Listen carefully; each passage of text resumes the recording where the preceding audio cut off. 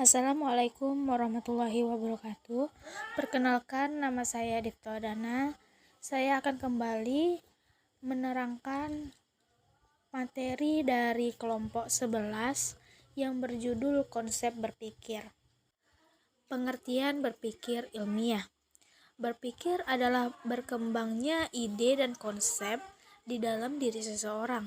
Perkembangan ide dan konsep ini berlangsung melalui proses penjalinan hubungan antara bagian-bagian informasi yang tersimpan di dalam diri seseorang yang berupa pengertian-pengertian. Selanjutnya ada hakikat-hakikat berpikir ilmiah.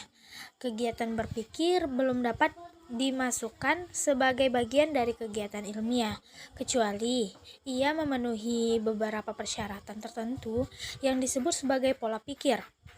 Berpikir dengan berdasarkan pada kerangka pikir, tentu inilah yang disebut sebagai penalaran atau kegiatan berpikir ilmiah.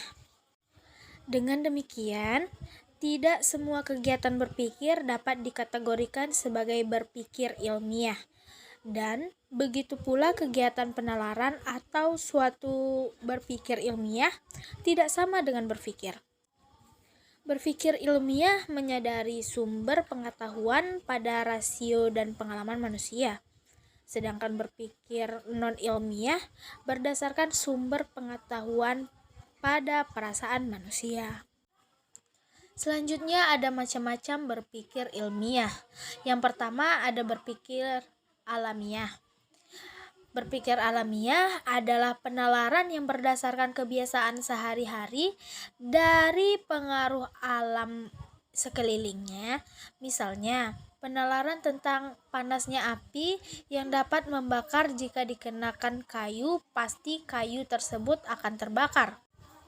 Nah, yang kedua ada berpikir ilmiah. Berpikir ilmiah adalah pola penalaran berdasarkan sarana tertentu secara teratur dan cermat. Misalnya, dua hal yang bertentangan penuh tidak dapat sebagai sifat hal tertentu pada suatu yang sama dalam satu kesatuan. Yang ketiga ada berpikir autistik. Contoh berpikir autistik adalah berpikir. Nah, yang ketiga ada berpikir autistik. Contoh berpikir autistik antara lain adalah menghayal, fantasi, filsuf thinking.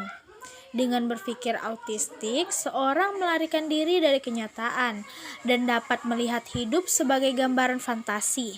Dan yang keempat atau yang terakhir ada berpikir realistik. Adalah berpikir dalam rangka menyesuaikan diri dengan dunia nyata. Biasanya sistem tersebut dengan nalar. Nah, selanjutnya ada ciri-ciri berpikir ilmiah. Pendapat atau tindakan melalui penelitian, pendapatnya sesuai kebenaran, terdapat data-data atau bukti dalam menunjukkan hasilnya, dan yang terakhir ada tindakan berdasarkan pikiran atau hanya sekedar pendapat. Nah, selanjutnya ada manfaat berpikir ilmiah. Seseorang yang selalu berpikir ilmiah tidak akan mudah percaya terhadap sesuatu. Pendapatnya akan dipercaya dan diterima orang lain, dan dalam memecahkan masalah tidak dengan emosi. Baiklah, sekian presentasi dari saya. Apabila ada kata-kata yang salah, saya mohon maaf. Assalamualaikum warahmatullahi wabarakatuh.